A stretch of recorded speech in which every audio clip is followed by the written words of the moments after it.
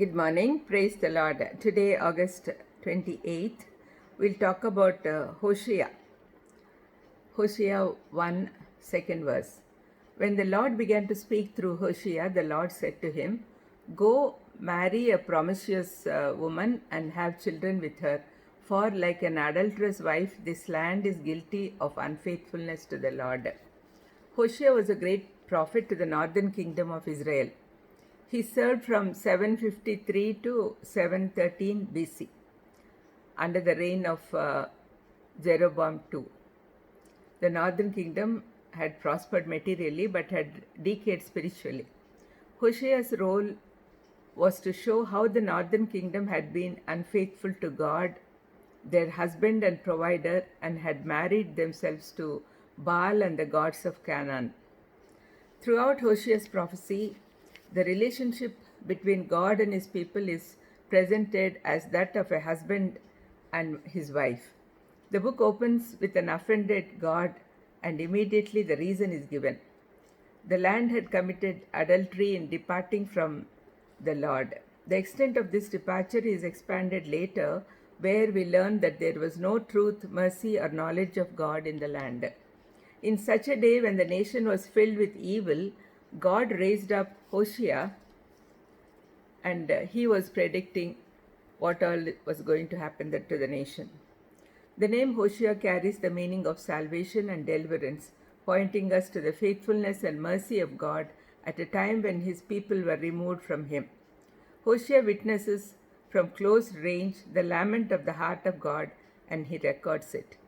Hosea depicted the love of God towards his people in a vivid and touching way in this book. Hosea was commanded to take a oar as his wife. The environment had obviously left its mark upon Gomer, and this relationship made Hosea to understand the heart of God towards his people. Gomer bore Hosea children, and the names God commanded Hosea to give to his children would act as a perpetual reminder of the state of his people and the grief of God's heart. In the midst of all the sin, a door of hope is opened in the valley of Achor.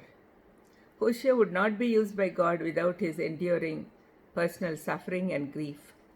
The lessons he learned and the molding of his character under the hand of God were brought about through the medium of his wife and children, his nearest and dearest on earth.